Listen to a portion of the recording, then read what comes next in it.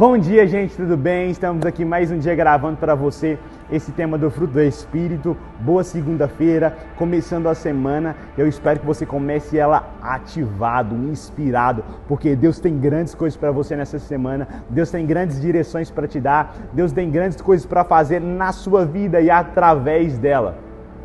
Fique com essa consciência, fique perceptível do Espírito Santo, porque Ele trará para você instruções que você vai usar no seu dia. Pega essa palavra em nome de Jesus.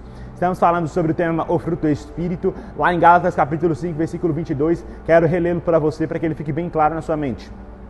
Diz assim: mas o fruto do Espírito é amor, alegria, paz, longanimidade, benignidade, bondade, fidelidade, mansidão e o último fruto que nós vamos falar hoje, domínio próprio. Contra essas coisas não há lei. Olha que interessante, hoje nós vamos falar especificamente sobre o domínio próprio. E é algo que eu gosto muito de falar porque fala muito do autogoverno. Talvez o mundo fala isso como autogoverno, a Bíblia revela como domínio próprio.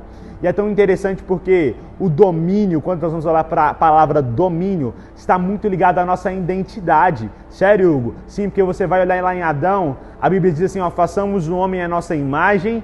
E quando ele foi feito, qual é o primeiro verbo declarado sobre Adão?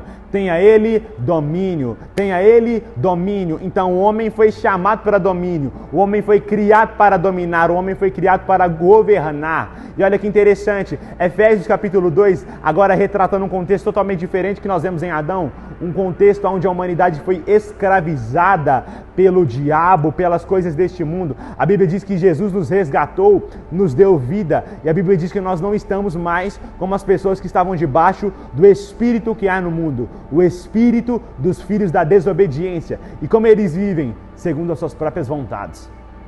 Uau! Então o homem que é chamado para um domínio, o homem que é chamado para um governo, quando o diabo está sob a influência dele, agora ele não tem domínio nem sobre si mesmo. Ele não domina as coisas externas, mas ele também não se domina. Ele é escravo das suas próprias vontades. Mas graças a Deus que Efésios 2 não termina aí, ele continua falando que ele nos deu vida. E essa palavra vida no grego é zoe, que significa a própria vida de Deus. A capacidade de Deus foi colocada no espírito do homem através do Espírito Santo. E olha que interessante, o primeiro domínio que Deus nos restaura através da nova criação não é simplesmente o domínio sobre o monte, direis a este monte, não é o domínio sobre as circunstâncias, não é o domínio sobre sua área financeira, mas é o domínio próprio. Pegue essa verdade para você. O primeiro domínio que Deus veio nos restaurar, que Deus veio nos resgatar, é sobre o domínio sobre si mesmo. É o domínio que você tem de governar sobre o seu corpo, de falar não vou fazer e você não vai fazer. Meu irmão, se a sua boca não mexe o seu corpo, não espere que ela mova a sua montanha. Porque primeiro é necessário que ela te mova. É primeiro necessário que você tenha esse domínio. Porque essa é uma característica do fruto do Espírito que Deus nos convidou, que Deus nos chamou para acessá-la, para tê-la em abundância. Para terminar, Paulo fala lá em 1 Coríntios, capítulo 9, versículo 27, ele diz: mas eu esmurro meu corpo, colocando ele em escravidão, para que, tendo pregado a outros, não venha eu mesmo ser encontrado desqualificado. Paulo esmurrava o corpo dele para ter domínio. Nós precisamos esmurrar o nosso corpo para que tenhamos domínio. Deixa o seu like, deixa o seu comentário. Tchau, tchau. Até o nosso próximo vídeo.